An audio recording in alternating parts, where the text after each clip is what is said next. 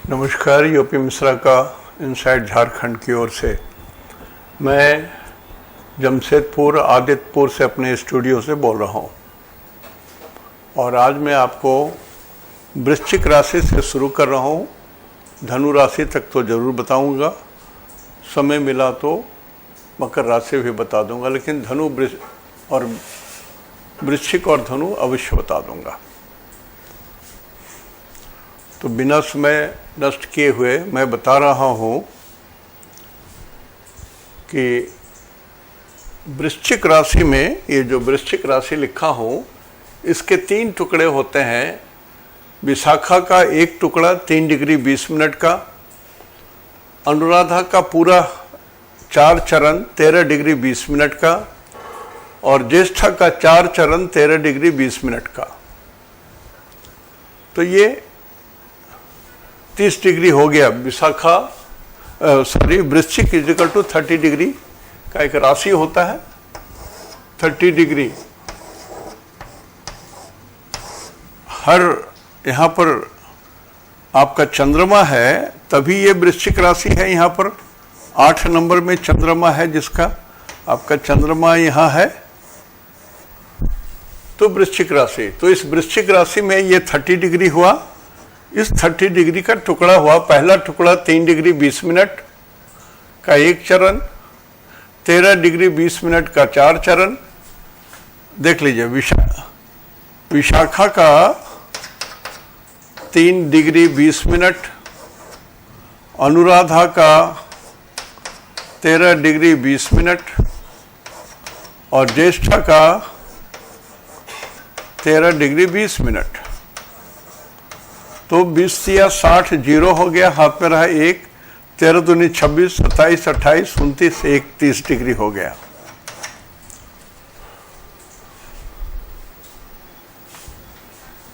तो वृश्चिक राशि में गुरु आने वाले हैं 24 तारीख को। अभी उल्टे चल रहे हैं।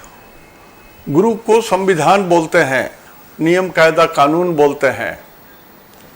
गुरु वृश्चिक राशि में है, निकल के अभी धनु राशि में पहुंचे हुए हैं। 24 अप्रैल के बाद तो फिर वापस से ही आ जाएंगे। तो मैं इसी में इसको रखते हुए मान के चल रहा हूं। और जब से गुरु उल्टे हुए हैं, आप आकाश का सिनेरियो में भी देख रहे होंगे, भारतवर्ष की स्थिति में भी देख रहे होंगे, उल्टे कुछ हो रहे हैं। जैसे जुडिशियरी, हम लोगों ने सपने में भी नहीं सोचा था कि जुडिशियरी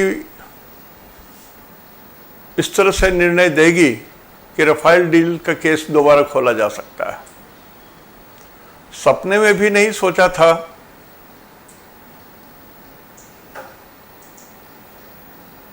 कि महापुरुष की जीवनी जो बनाई गई है, उसके दिखाने पर रोक लग जाएगी। बहुत सारी चीजें उल्टी हो गई हैं। और किसी का व्यक्तित्व इतना ऊंचा है कि बाकी सारे लोग बौने हो गए हैं। ये मेरी अपनी ओपिनियन हो सकती है, आई मे बी 100% रॉन्ग।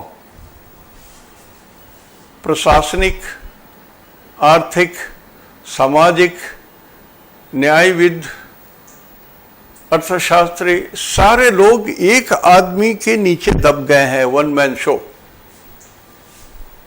कभी कभी ये इतना उत्तम होता है कि विश्व में पताका फहरा लेता है। दिस 1 मैन शो कभी कभी बहुत नीचे गिर जाती है। तो उल्टे हो गए। हमको प्रेमचंद जी का एक कहानी पंच परमेश्वर याद आ रहा है। एक बूढ़ी थी, उसके खिलाफ में कुछ केस था, हमको याद नहीं पड़ा है, फैसला होने वाला था। तो किसी किरदार को उन्होंने कहा कि देखो भैया, फैसला हो रहा है तो उल्टा पुल्टा मत बोलना। तो उन्होंने कहा कि भैया वो तो मेरा एकदम खास अपना है, मैं तो उसी की तरफ से गवाही दूंगा। तो उस बूढ़ी औरत ने कहा,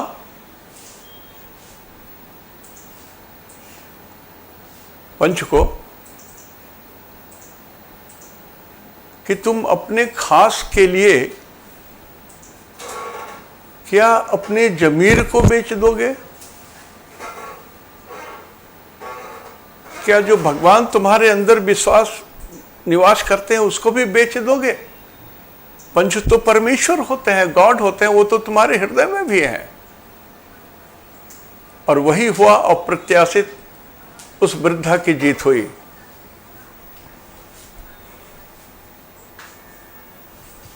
तो मेरा सबों से निवेदन है, हर आदमी वही काम करे निर्भय निर्भीक होकर के। प्रशासनिक सेवा के बहुत सारे लोग जो वोट कराने जाते हैं, वोट दिलाने जाते हैं, है तो मनुष्य मात्र ही ना, कोई अवधूत तो है नहीं, कोई ऋषि मुनि तो है नहीं। थोड़े से प्रलोभन में आकर के उल्टे पुल्टे हो जाते हैं। 80 साल के इस वृद्ध को बहुत हम लोगों ने भी बहुत कुछ अपने आंखों से देखा है। तो आज वही पंच परमेश्वर की याद आ गई। गुरु पलटी हुए माने संविधान पलटी हुआ। गुरु उल्टे चलना शुरू किए हैं कल रात से या परसों रात से। तो संविधान पलट रहा है, नियम पलट रहे हैं, जो उल्टे पुल्टे हो गए थे वो लौट के अपने रास्ते में आ रहे हैं और आ जाएंगे। कितना आप अपनी आत्मा को सताओगे? ईश्वर को साथ लो, सब कुछ आपके साथ है। और भावना एक ही होनी चाहिए। रामायण में कहा गया है, एक दासी बोलती है कैकेयी की दासी, कऊ हो नृप हमें का हानि, चेरी छाड़ी का हो बुरानी। आप पहले भी जनता थे, आज भी जनता रहेंगे। पहले भी जज थे, आज भी जज रहेंगे। पहले भी प्रशासनिक पदाधिकारी थे, आज भी रहेंगे, कल भी रहेंगे। आपने जिस माता का दूध पिया है उसकी तो इज्जत रख लीजिए थोड़ी। ये सारी चीजें हैं। क्यों बोल रहा हूं आज? इसलिए कि आज वृश्चिक राशि के बारे में बता रहा हूं। और वृश्चिक राशि संविधान को बोलते हैं, नियम कायदा कानून को बोलते हैं। और राहु लिटिगेशन को बोलते हैं, मर मुकदमा को बोलते हैं, किसी को जबरदस्ती फंसा देना। राहु का काम है छल कपट प्रपंच से चोरी करके अमृत पी लेना। और वृश्चिक राशि भी वही है, संविधान भी है, लेकिन वृश्चिक राशि में गुरु हैं तो ज्ञान के सागर, नियम के सारा कायदे कानून इसी वृश्चिक राशि में छुपा हुआ है। और वृश्चिक राशि भी कीट की राशि है, कीड़े की राशि है। वृश्चिक बोलते हैं स्कॉर्पियो, डंक मारने वाली राशि है ये। आप छो हाथ से डंक मारेगा, लेकिन इसके डंक को बर्दाश्त करने की क्षमता भी होनी चाहिए। और इसी में गुरु उल्टे पांव चले जा रहे हैं और ये चलेंगे उल्टे। अप्रैल में भी रहेंगे, मई में भी रहेंगे, जून में भी रहेंगे उल्टे। तो बहुत सारी चीज जो उल्टी पुल्टी व्यवस्था हो गई है, शायद वो व्यवस्था में आ जाए। ईश्वर करे ऐसी ही चीजें हो भारतवर्ष के लिए। तो चूंकि वृश्चिक डंक मारता है और राहु विष है, ये चोरी करता है, छल कपट प्रपंच, और एडिशन हो गया डंक, डंक मारना।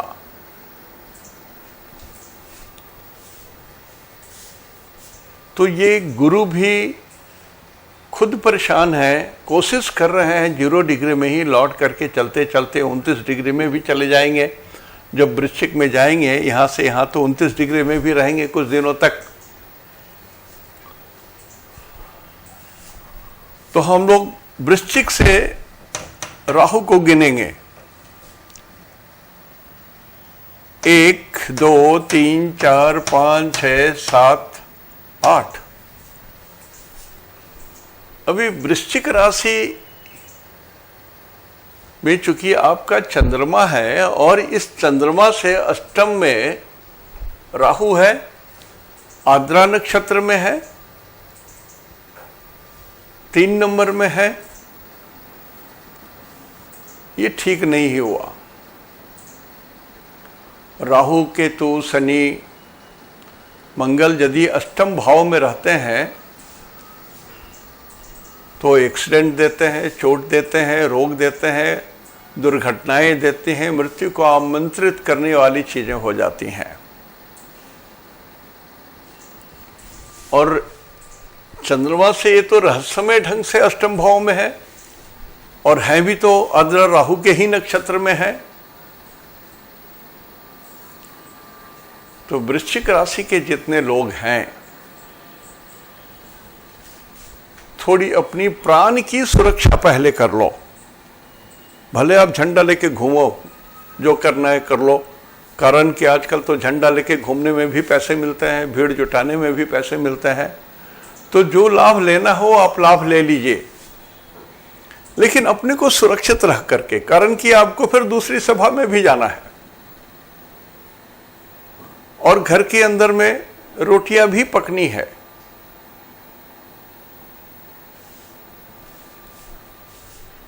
तो उत्तेजना में मत आइए। कौन? वृश्चिक राशि के लोग।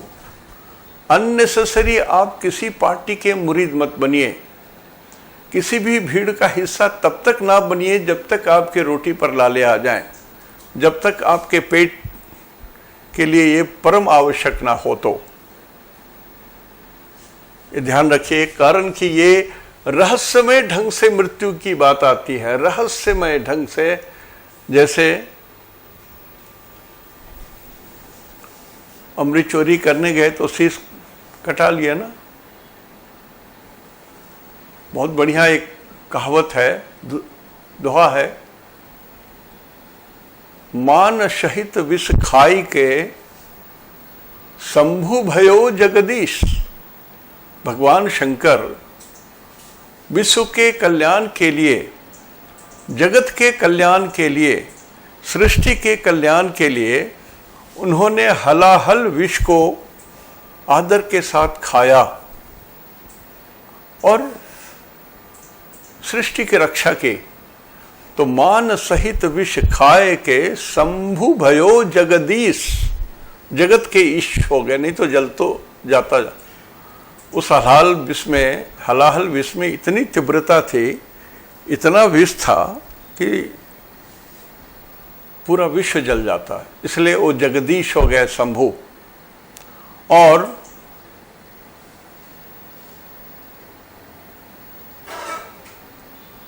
छल कपट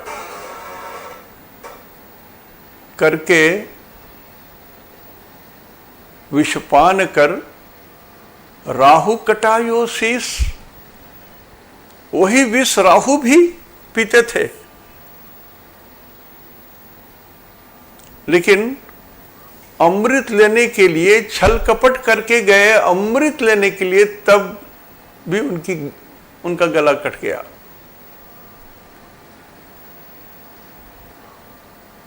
तो फॉर गुड थिंग यदि थोड़ा बहुत आपको बर्दाश्त करना पड़े तो बर्दाश्त करें। ढेला फेंकने के लिए भी जोर से 2-4 कदम पीछे जाते हैं और तब ढेला फेंकते हैं, दूर तक जाता है। तो ये ध्यान रखिए वृश्चिक राशि वालों, आपके लिए समय सही नहीं है। ये वृश्चिक राशि ये सही नहीं है, इसलिए कि आपके साथ मृत्यु छल के साथ भी जुट गया है। लेकिन चूंकि राहु शुभ है, मैं बोल चुका हूं कि राहु शुभ है,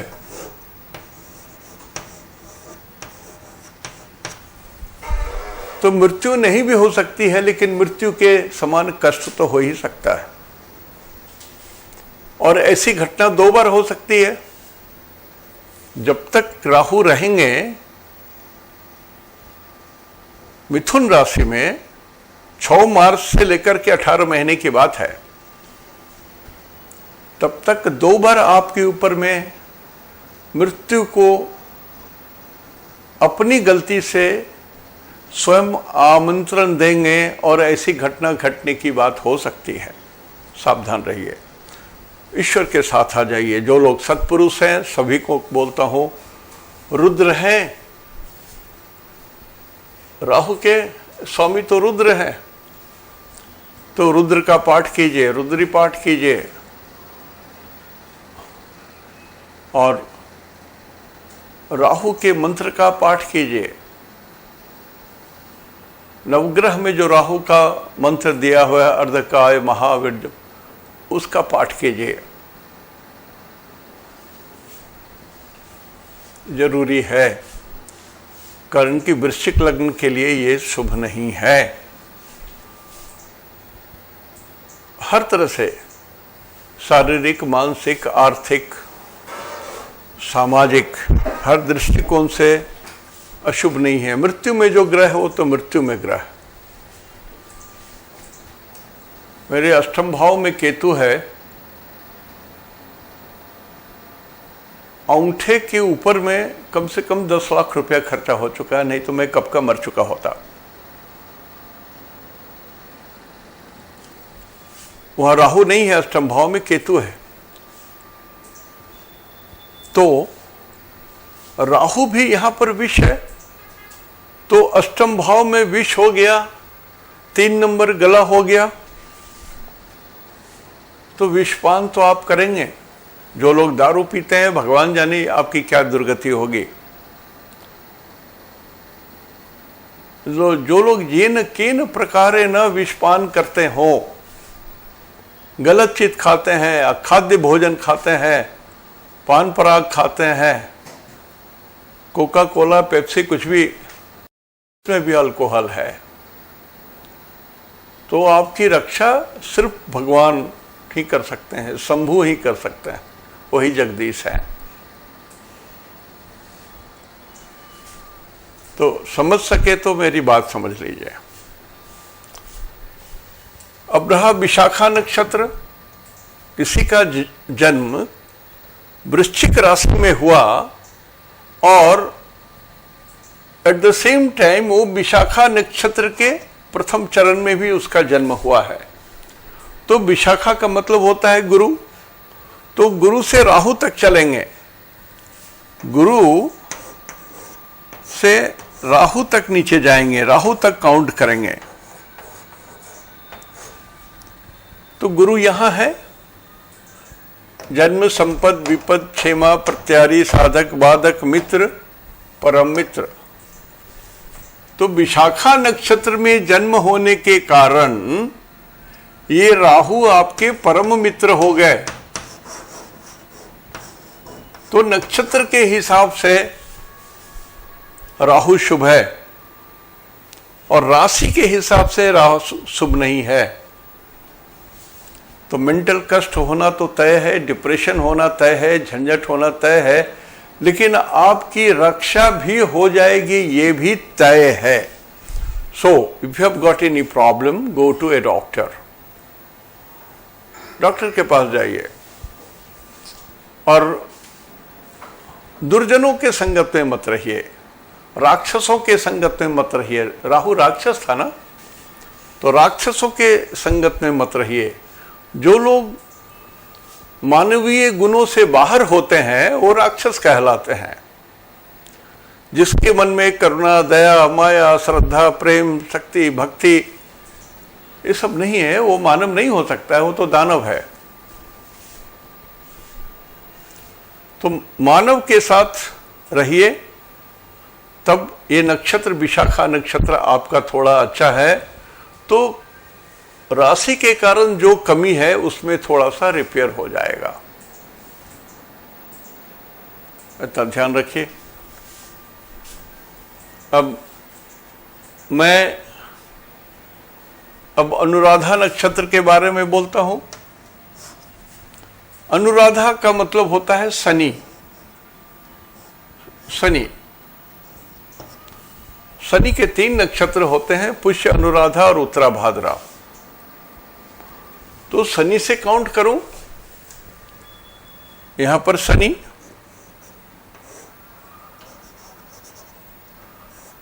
शनि से राहु तक जन्म, संपद, विपद, क्षेमा, प्रत्यारी, साधक, बाधक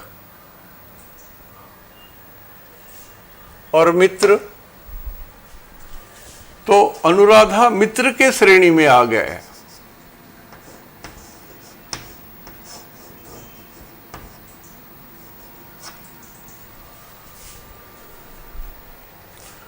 तो अनुराधा का 4 चरण आपके मित्र के श्रेणी में आ गया। और वृश्चिक राशि के लिए राहु की स्थिति मृत्यु में है, वो ठीक नहीं है।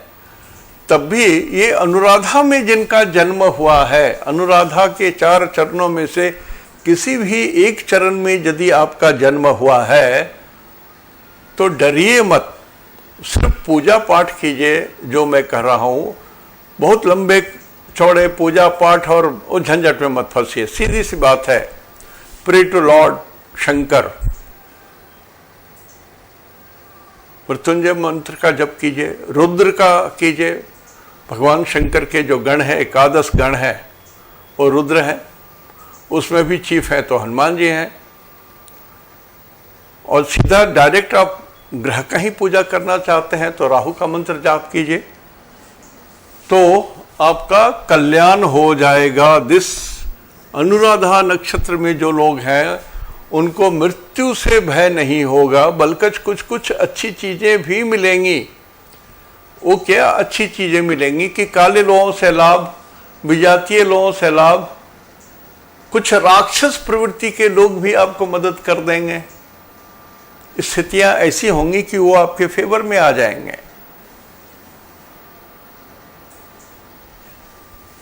तो ये एक विशेष सुविधा है। वृश्चिक राशि अपने आप में कड़ा राशि है।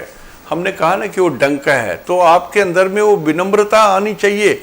और डंक वाला जो पार्ट है उसको हटा दीजिए आप, तब तो ये अनुराधा नक्षत्र में जिनका जन्म हुआ है उनके लिए समय बहुत बढ़िया है।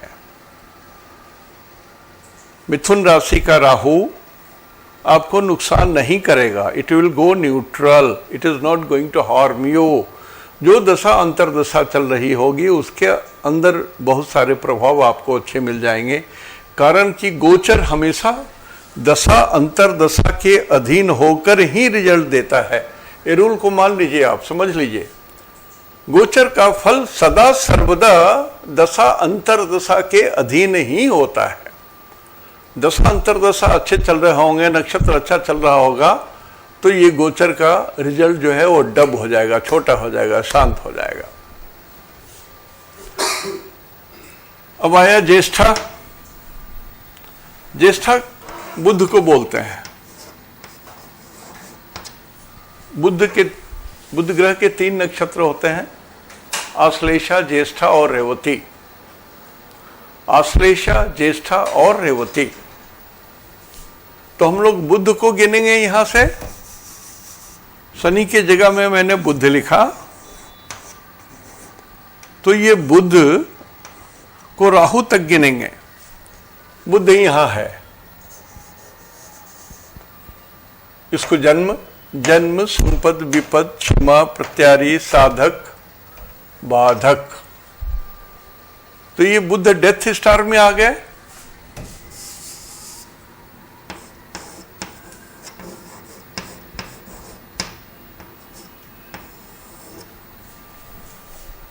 ये बुध डेथ स्टार में आ गए। अब राहु आपके राशि से अष्टम है और मृत्यु में है, और नक्षत्र से भी मृत्यु की बात बोल रहे हैं, बधतारा। तो मृत्यु यहां 2 बार आई। एक बार राशि से अष्टम आ गया और एक बार नक्षत्र से भी ये बधतारा में आ गया। तो ये ज्येष्ठा परम खराब हो गया। तो ज्येष्ठा नक्षत्र वाले जो लोग हैं विशाखा नक्षत्र में जो है, रेवती नक्षत्र में जो लोग हैं, निश्चित रूप से राहु की पूजा कराएं या नवग्रह का पाठ करवाएं। कोई भी हो, आप कितने बड़े भी हो, आप सम्राटों के सम्राट हो, राजाओं के राजा हो, कोई भी हो, राहु आपको लाभ नहीं देगा। धोखा से, छल से, कपट से विषपान कराएगा, मृत्यु के समान कष्ट देगा, दुख देगा।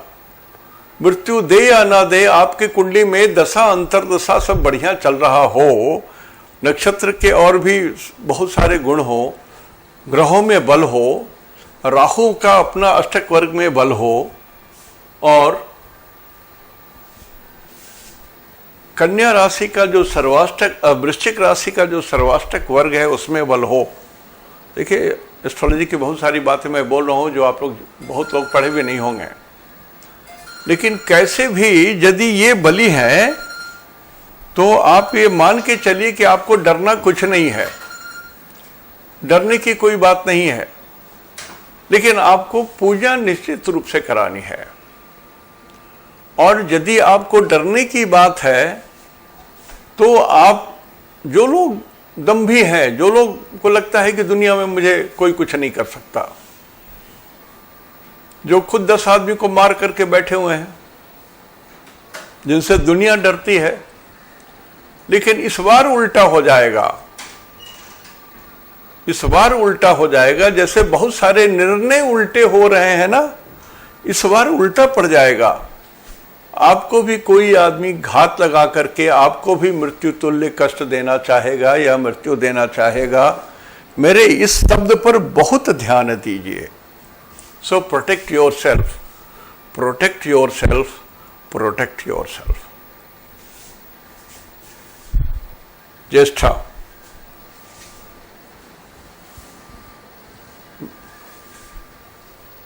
चिंता कीजिए, जो मैं बोला हूं मेरी बात को मान लीजिए, पूजा करवा दीजिए। आप नहीं कर सकते हैं तो मंदिर में भी नवग्रह का पाठ करवा दीजिए।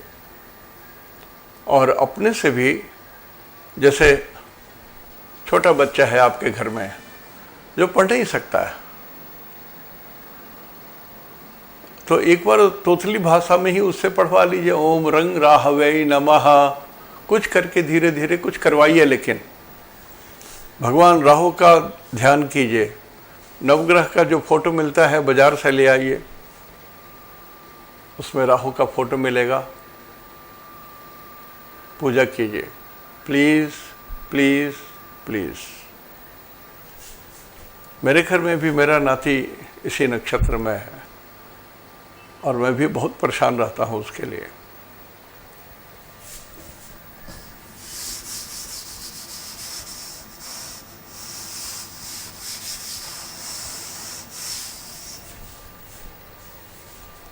तो ये रहा वृश्चिक राशि के बारे में मैंने आपको बताया। अब धनु राशि की बात बोलता हूं। धनु राशि तभी है जब आपके कुंडली में 9 नंबर में चंद्रमा है। चंद्रमा 9 नंबर में है, यहां पर चंद्रमा है, चंद्रमा 9 नंबर में है, तभी आप धनु राशि के हैं।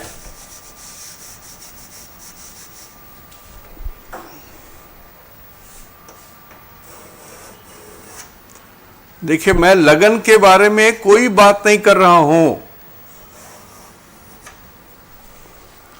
और एक बात मैं पहले बोल चुका हूं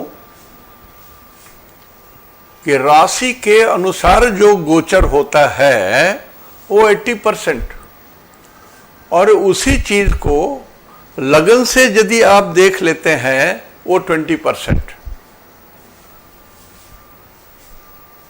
लेकिन जिनका लगन भी धनु है और उसी में चंद्रमा भी है, तो आपका लगन भी धनु, राशि भी धनु, तो 80% यदि चंद्रमा की तरफ से देखेंगे होगा और लगन से देखेंगे तो 20% होगा। तो मतलब जो भी गोचर का रिजल्ट होगा 100% होने की संभावना रहती है। लेकिन मैं लगन से नहीं बोल रहा हूं, मैं चंद्रमा से ही बोल रहा हूं। तो इस धनु राशि में भी 9 टुकड़े होंगे।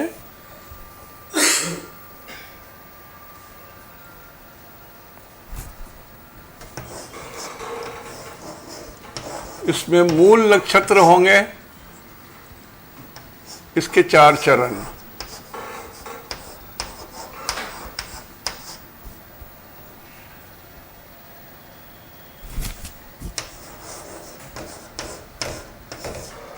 पूर्वाषाढ़ा,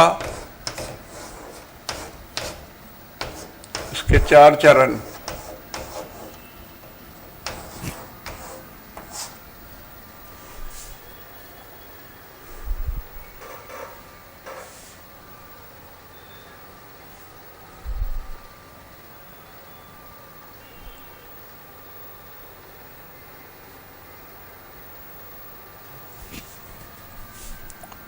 और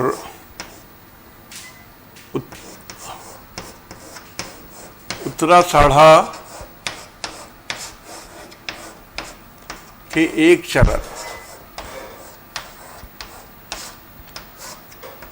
9 चरण हो गए। तो मैं धनु राशि के बारे में बता रहा हूं। धनु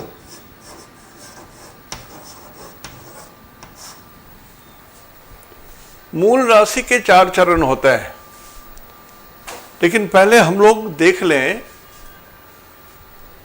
कि इस धनु राशि से राहु की क्या स्थिति है। और धनु राशि में पहले ही से केतु भी है जो 18 महीना रहेंगे। शनि 23 जनवरी तक रहेंगे और आपका बेसिक चंद्रमा यहीं पर है, इसलिए आप धनु राशि भी हैं। तात्कालिक गुरु यहां पर उल्टे चल रहे हैं, इसमें गुरु उल्टे चल रहे हैं, रेट्रोगेट चल रहे हैं, उल्टे चल रहे हैं तात्कालिक। और 8 नंबर में गुरु परमानेंट रहने वाले हैं। अभी गुरु यहां पर 4 नवंबर तक रहेंगे। तो स्थिति क्या है? 9 नंबर में शनि है और केतु भी आ गए, तो ये थोड़ा कठिन हो गया। यद्यपि 9 नंबर में शनि होते हैं तो भगवान राम के धनुष को इंडिकेट करते हैं। केतु यहां पर तीर भी आ गया, कांटी भी आ गया, गड़ने वाला चीज भी हो गया, और इसी में गुरु भी उल्टे चल रहे हैं। ये गुरु का ही घर है, मूल त्रिकोण है। तो 24 तक तो गुरु किसी तरह से इस घर को संभालेंगे। 24 के बाद ये धनु राशि में केतु थोड़ा सा कष्टकर हो जाएंगे, केतु कष्टकर होंगे। 9 नंबर बोलते हैं नी को, घुटने को। तो घुटने में थोड़े कष्ट होने की संभावना दिखती है जब तक केतु 18 महीना यहां रहेंगे। तत्काल में मैं 12 सितंबर 2019 से बाद की बात बोल रहा हूं, अभी का नहीं बोल रहा हूं। गोचर शोर मचाता है, गोचर शोर मचाता है। राहु उल्टे चल रहे हैं तो फैसले उल्टे हो रहे हैं। कर्ज किसी का पड़ा हुआ है तो वो कर्ज लौट रहा है।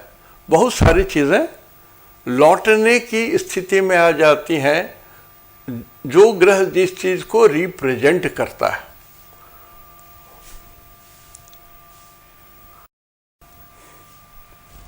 और गुरु भी बकरी होने वाले हैं,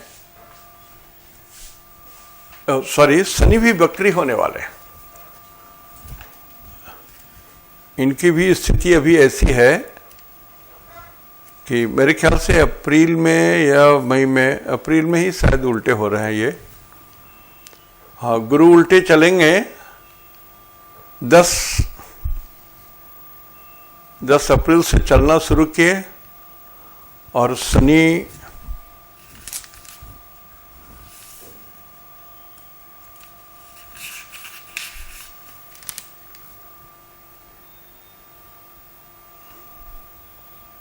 मई भर हैं।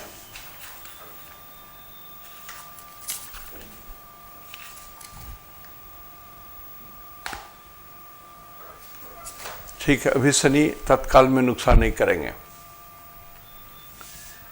अब यहां से गिनते हैं मूल से। मूल माने केतु। केतु से हम गिनती करेंगे। केतु से राहु तक, तो केतु यहां है जन्म, संपद, विपद, क्षमा, प्रत्यारी। राहु साधक तारा में आ गए। तो मूल ये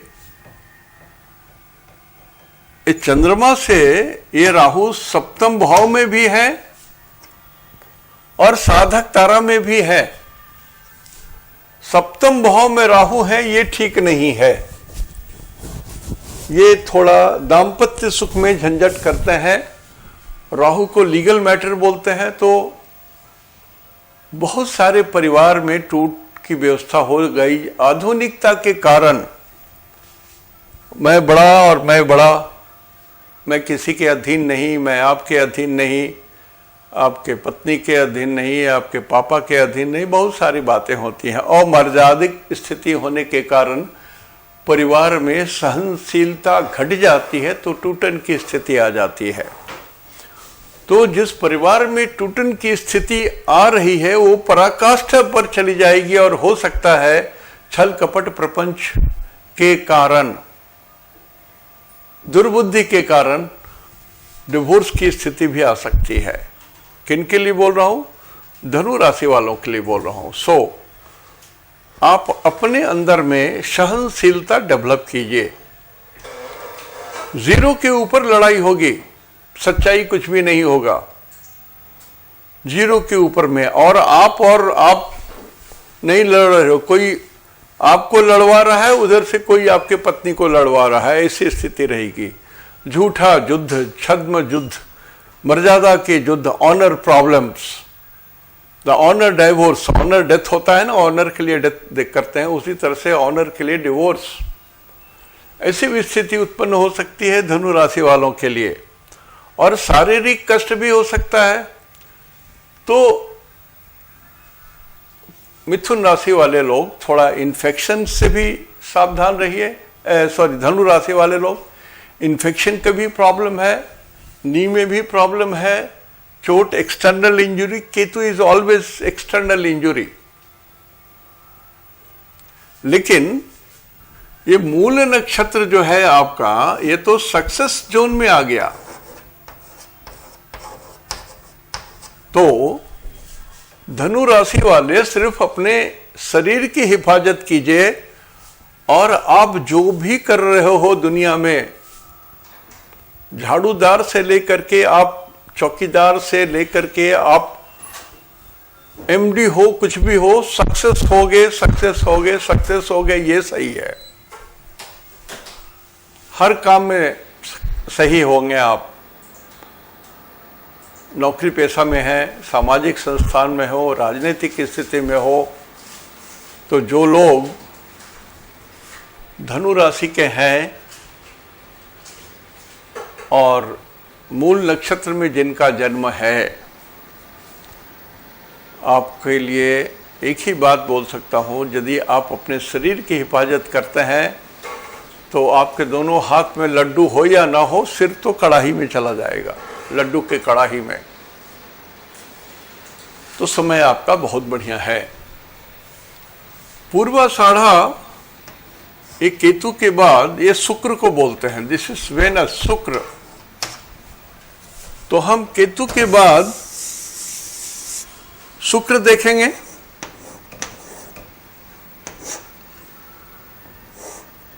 शुक्र की स्थिति देखेंगे कहां तक, तो राहु तक। शुक्र को राहु तक काउंट करेंगे तो जन्म, संपद, विपद, क्षेमा, प्रत्यारी। ये जो पूर्वाषाढ़ा नक्षत्र है ये एनिमी जोन में आ गया आपका।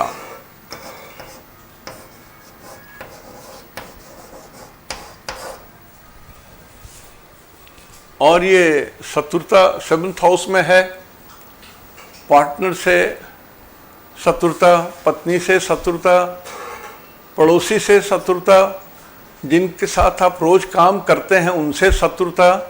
तो एक जनरल पोजीशन ये रहेगी कि आप व्यर्थ का झंझट मोल लेंगे, तो थोड़ा सा बर्दाश्त करना सीखिए आप। किनके लिए बोल रहा हूं? धनु राशि पूर्वाषाढ़ा नक्षत्र में जिनका जन्म है। कोई भी आदमी, एक बच्चा भी आपसे झगड़ा करने आए, मान जाइए। कोई भी आपसे कोई आर्गुमेंट करे, नमस्कार कर लीजिए, हाँ सर आप जीत गए, आपकी बात सही है। Don't go for any argument, don't go for any dispute, don't go for insulting, humiliating anybody. And if you are being humiliated, you are being insulted, आप एकदम डाइजेस्ट करा लो। मान सहित विष खाए के शंभु भये जगदीश, मान लो आप, कुछ नहीं बिगड़ेगा आपका, तब ये समय ठीक चला जाएगा। और यदि आपका जन्म उत्तराषाढ़ा के एक चरण में है, उत्तराषाढ़ा का मतलब होता है सूरज, तो यदि आपका नक्षत्र सूरज का नक्षत्र है और धनु राशि है, सूरज है ये,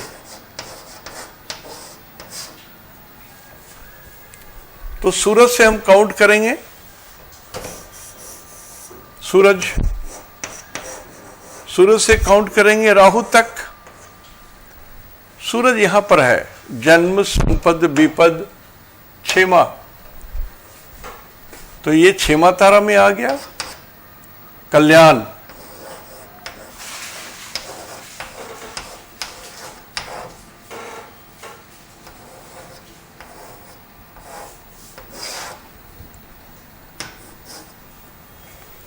तो यदि आपका जन्म धनु राशि में है, जो मैं धनु राशि और राशि टू राशि जो बात बोल रहा हूं तो कॉमन है। धनु राशि और मिथुन राशि का जो मिला करके जो बोल रहा हूं तो कॉमन है, वो बढ़िया बहुत नहीं है। लेकिन यदि सूरज के नक्षत्र में जन्म है, धनु राशि का जन्म है और नक्षत्र आपका उत्तराषाढ़ा है, तो आपके लिए समय न्यूट्रल है, अच्छा है, थोड़ा फेयरर है, अच्छाई की ओर है, आपका कल्याण हो सकता है, कोई नुकसान नहीं होगा आपका। आज मैं यहीं विराम लेता हूं, ज्यादा नहीं बोल पा रहा हूं। तो आज हमने आपको वृश्चिक राशि और धनु राशि के बारे में बताया, लेकिन एक बात अवश्य बोलूंगा। मैंने कहा कि दशा अंतरदशा के अधीन गोचर होता है, लेकिन गोचर श्याम पट पर लिखता जरूर है। जैसे क्लास टीचर बोर्ड पर लिखते हैं, उसी तरह से गोचर अपना सिग्नेचर करता जरूर है। तो गोचर ग्रहों का जब तक भेद नहीं हो तब तक थोड़ा असर तो हो जाता है, भले थोड़ी मात्रा में हो। और एक बात मैं बहुत बार बोल चुका हूं कि कुछ न्यूट्रलाइजेशन नहीं होता है। तो राशि टू राशि, धनु राशि टू मिथुन राशि जो रिजल्ट है वो भी मिलना है, और धनु राशि टू मूल नक्षत्र ये भी मिलेगा, पूर्वाषाढ़ा नक्षत्र भी मिलेगा, उत्तराषाढ़ा नक्षत्र भी मिलेगा। मतलब नक्षत्र का रिजल्ट भी मिलेगा और राशि टू राशि जो होना है वो भी मिलेगा, दोनों को मिला लीजिए। लेकिन एक दूसरे को न्यूट्रलाइज नहीं कर देता है। मैं भी कभी कभी बोल देता हूं कि ठीक है उतना भार नहीं पड़ेगा, लेकिन यदि आप गलती करते चले जाएंगे तो मुश्किल है। कुंडली में मैं बोलता हूं कि आप पास कर जाएंगे फर्स्ट डिवीजन से, मैं साथ साथ वो भी बोलता हूं कि आपको 12 घंटे पढ़ने हैं या 11 घंटे पढ़ने हैं, तो उसमें लिखा रहता है 11 hours is equal to 100 marks. तो यदि आप 3 ही घंटे पढ़ते हो तो थर्ड डिवीजन से पास करोगे। और फिर हमको बोलोगे सर आपने तो कहा था फर्स्ट डिवीजन। लेकिन आप ये चीज कभी नहीं बोलोगे कि आपने कहा था कि सर 12 घंटे पढ़िए। कंडीशनल होता है। सूरज से यश मिलता है, बुद्ध से एकेडमिक सफलता मिलती है, गुरु से ज्ञान और ईश्वर का आशीर्वाद मिलता है, सूरज से फंडामेंटल्स क्लियर होता है। तो हम तो सारा चीज देख करके आपको बोल रहे हैं, बता रहे हैं। और कंफ्यूज मत कीजिए, अभी मैं जो बोल रहा हूं वो सिर्फ राशि और राशि के भीतर में जो 3 नक्षत्र है, इस राशि में जन्म है और इस 3 नक्षत्रों में से किसी एक नक्षत्र में जन्म है तो आपको क्या रिजल्ट मिलेगा। मैं लगन से नहीं बोल रहा हूं, लगन के लिए मैं बोला हूं कि आप अपने से समझ लो। यदि आप लगन से भी जोड़ना पड़ते हो तो 20% एक्स्ट्रा उसमें जोड़ लो, अच्छा या बुरा।